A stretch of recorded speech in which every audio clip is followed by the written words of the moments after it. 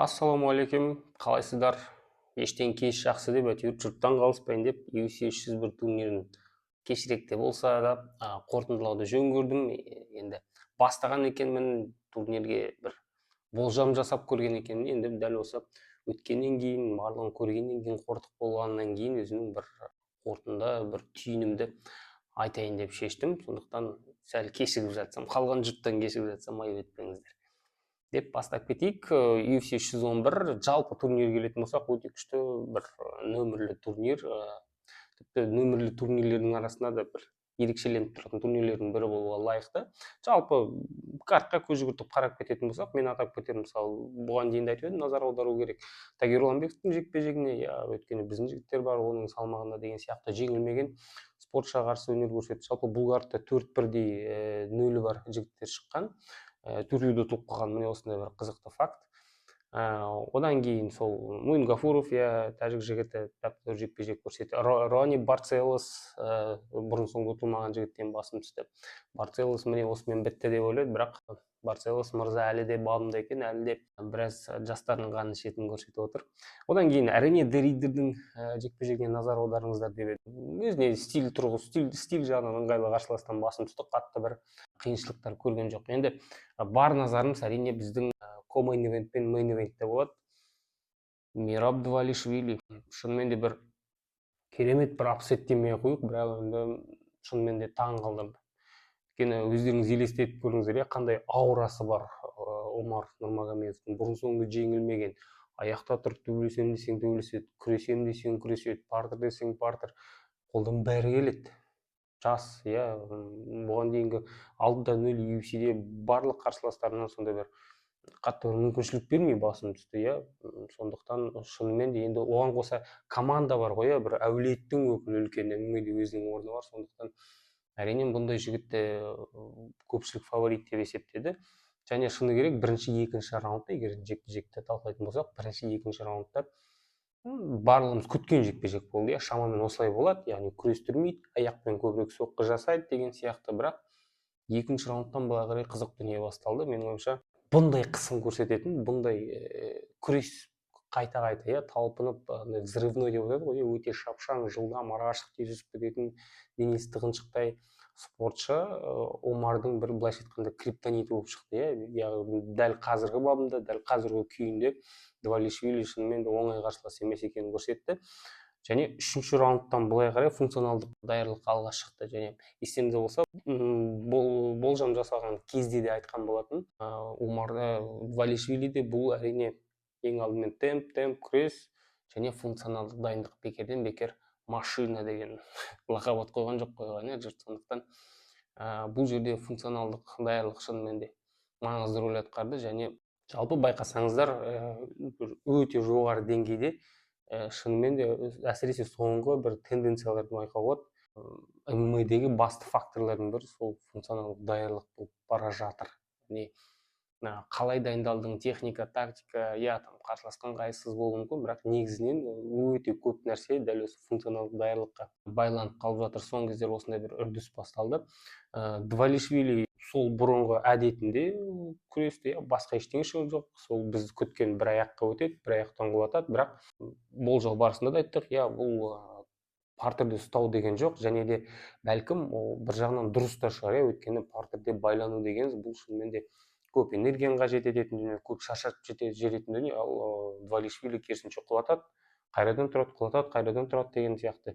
Статистикалық қарайтын болсақ, Омарға 7 тейкдаун жасаған. Өздеріңіз ойланып көріңіздер, 18 жекпе-жекте бірде-бір тейкдаун бермеген адамға бір жекпе-жектің ішінде 7 бірдей тейкдаун жасап тастаған.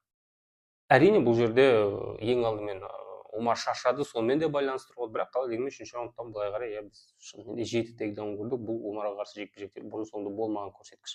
Оған қоса рекордты жаңартты айтпақшы, UFC-де ең көп тейкдаун жасаған Мераб Двалишвили болып шықты. Қазір 92 тейкдаун бар, 90 тейкдаун бұған дейін Джош Сен-Пьерде болған. Енді шынымен де қазір соңғы бір резюмесінің статистикасын алып қарайсын болсаңыздар, Омардан бөлек қалған 5 жекпе-жектің 4-еуінде чемпиондарды жеңген. Жозе Алдо, Петр Ян, Сихуда, және Шон Омейли және міне Омар Нурмагомедовтен басым түсті. Мен күмән жоқ, Омар Нурмагомедов алдағы уақытта UFC чемпионы атанады. Бірақ уақыт керек. Омарды жақсы бір тезис болды бұл жекпе-жек аяқталғаннан кейін. Кім айтқан есімде жоқ, бірақ толықтай келісем, Омарға жекпе-жектер саны жетпей қалды. Яғни небәрі 6 айқастан кейін бірден титулға шыққан. Бұл мысалы Махачев пен Нурмагомедов пен Хабибтің өзімен салыстыратын болсаңыздар, шынымен де аздық етеді. 10 жекпе-жектен әрі барып қана титулға жеткен. Және бұлардың жолы шынымен де қиын болған. Бір рет нокаутқа ұшып кеткен тіпті Ислам Махачев. Алдын ала жасап қойған жолмен өткен адам, көрдіңіздер, мынандай қиыншылықтарға тап болған кезде, меніңше бұл жерде менталда көп нәрсе шешті. Тап болған кезде кішкене психологиялық тұрғыдан сынып қалған да сияқты. Әсіресе 4-5 раундта бұл белгілі болды. Сондықтан қазір енді Двалишвилиді шынымен де бентамвейт тарихында 61 келі аса жеңіл салмақ деңізде қазақша. Бұл салмақта жалпы UFC тарихындағы ең үздік атлеттердің бірі, кем дегенде 3-тікке кіретін шығар. Енді бірнеше рекорды бар, соңғы міне статистикасын алып қарайсыздар. Шынымен де мінсіз олимпиада чемпионын жеңді, бокстан спорт шеберін жеңді, панчер нокаутер дейміз, Шон Омейлиді жеңді. 65 келі салмақта 10 жыл бойы үстемдік құрған Жозе Алдон тейкдаун жасамаса да темптің қарқынның арқасында отты. Сондықтан әрі қарай көру қызық болады, өйткені бұндай енді стиль жағынан ұтпаған қарсылас жоқ. Стильдің түр-түрін алып тастаған. Алдағы уақытта енді бұндай Двалишвилиге кім қарсыластық көрсетті деген сұрақ бар. Шынымен де қазір рейтингті алып қарайтын болсақ, рейтингте негізі 2 адамды атауға болады, топ 5-тен алғашқы. Бұл Петр Ян, 2 бірдей жеңісі бар, толықтай құқы бар, реванш сұрауға, бұрынғы чемпион қалай деген топ 5-тікте жүр. Және Шон Омейлиге де реванш беру әбден ықтимал. Бұл да бір өте шулы, тартысты жекпе-жектердің бірі болады. Шон Омейлиден бөлек тағы бір вариантты қосар едім. Бұл жерде менің ойымша 57 келі салмақ чемпионы Пантожа көтеріліп қалуы мүмкін, кім біледі. Ондай вариантта болуы әбден ықтимал. Қазір егер алып қарайтын болсақ, мен өзім үшін дәл осы 3 жігітті бөліп отырмын. Грузин машинасының ендігі бір шынымен де бір белгілі бір жұлдыз деңгейге де жеткен сияқты, сондай бір керемет әлемдік масштабтағы демей ақ, бірақ бұндай жеңістен кейін әрине Двалишвилиге тіпті басқаша қарайды жұртшылық. Ол да бар, және әрине гонорарлары қосылады, және өз-өзіне деген сенімділік одан да арта түсті. Сондықтан дәл осы 2 рематч немесе Пантожаға қарсы жекпе-жек менің ойымша негізі логика бар бұл жерде де. Өйткені топ 5-тегілердің Сент-Хегеннен бастасын барлығын ұтып тастаған. Фигередо қазір бар топ 5-те, әлі рейтинг жаңартылған жоқ, айтпақшы, бұған дейін видео жасап отырмын. Бұлай топ 5-ті алып қарайтын болсаңыздар, ұтып тастаған, не реванш беру керек, не тағы бір жаңа есім, жаңа бір тітіркеніп тұрып сол жекпе-жекті қабылдайтындай бір есім керек. Менің ойымша 57 келі салмақтың чемпионы сондай бір сынақ бола алады. Пантожа үшін де бұл жақсы вариант. Ал енді мейн-ивентке келейік. Бас жекпе-жек өкінішке қарай біз күткендей болған жоқ. Арман Сарукян жарақатына байланысты жекпе-жектен бас тартты. Жекпе-жекке бір күн қалғанда сол карта Бенил Дариушпен төбелесу керек Майкано шықты. Енді жекпе-жекке бұл жерде қатты тоқталудың да қажеті жоқ шығар. Сондай бір ештеңе көрген жоқпыз. Бұны D-класс дейді, деңгейлері тіпті әртүрлі шықты. Бір ғана тейкдаун шаруа бітті ана жерде. Қаласа тіпті ертеректе аяқтап тастауы да мүмкін еді менің ойымша Ислам Махачев, бірақ асыққан жоқ, ыңғайлы сәтті күтті, болды. Сарукянға қатысты.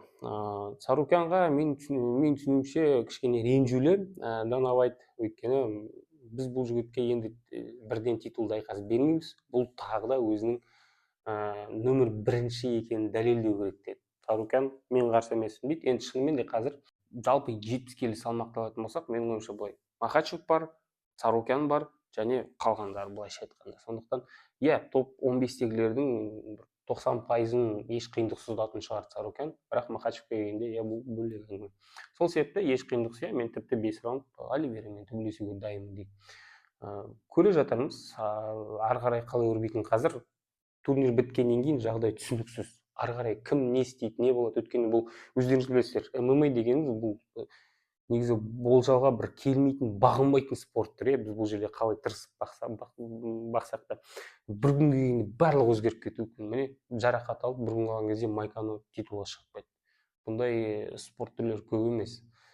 Сондықтан тек қана алдағы уақытта қарап отыру керек болады. Майкаға қарсы жекпе-жекті қатты тоқталмай ақ қояйын. Ислам Махачев енді ресми түрде жеңіл салмақтағы ең үздік атлет деуге де болады. Өйткені қатарынан төрт рет титулын қорғаған адам жеңіл салмақта, бұл рекорд. Бұған дейін 2 адам 3 рет қорғаған болатын. Солардың бірі Хабиб айтпақшы.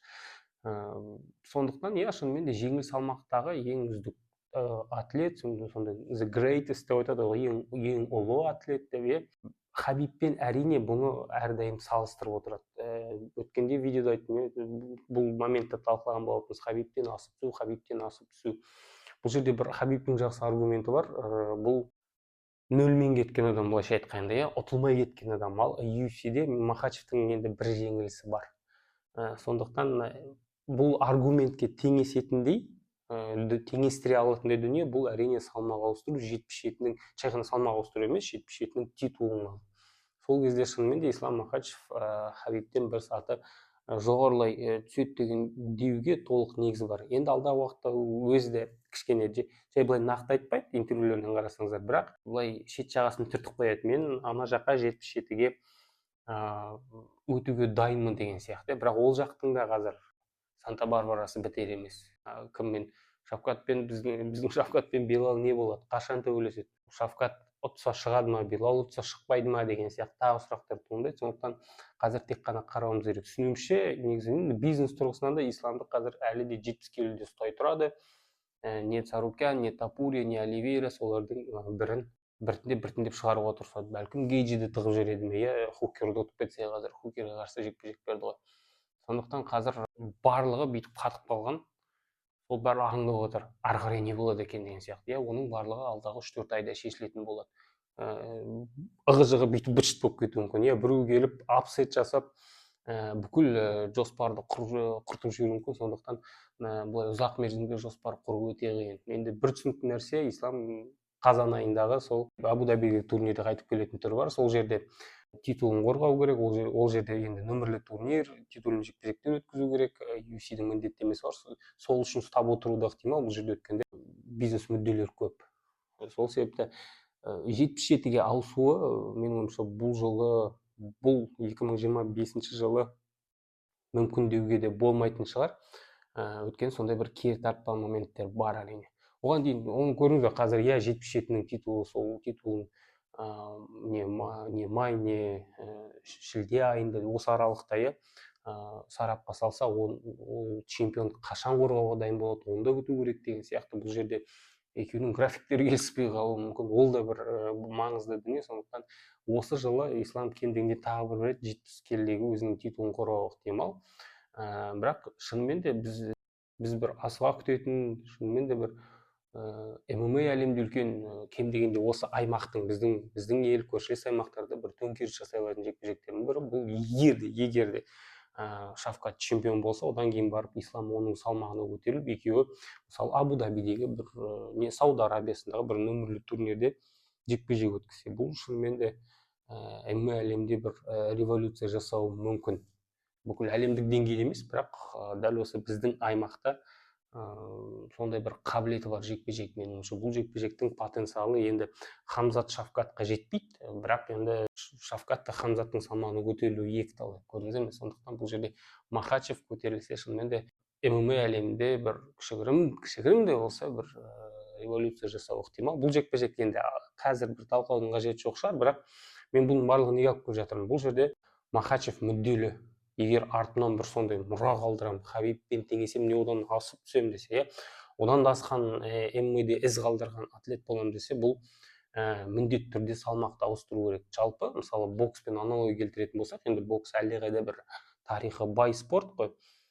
Бокста өте жақсы бір жоғары бағаланатын дүние. Адам карьерасын аяқтаған кезде, карьерасын саралаған кезде, мұрасын зерттеген кезде қалдырған, ең бір басты критерийлердің бұл салмақ ауыстыру, қанша салмақ ауыстырды, қанша салмақтарда чемпион болды деген сияқты. Енді бокстың кейбір, мысалы, орта салмаққа дейін түсінікті, әрбір 1,5 келі сайын жаңа категория басталады. ММА-де енді 7-8 келі әр категорияның арасы, сондықтан бұл жерде қиынырақ салмақ ауыстыру, бірақ екі салмақта ММА-ден чемпион дегеніңіз, бокста бір 4-5 салмақтағы чемпионмен салыстыруға келетін дүние. Сондықтан бұл өте үлкен аргумент, былайша айтқанда. Және де менің ойымша ислам қалайды дегенде көтеріледі 77 келі салмаққа, бірақ бұл енді дәл осы кейбір процестерге байланысты ислам ешқандай бір әсер ете алмайтын процестерге байланысты.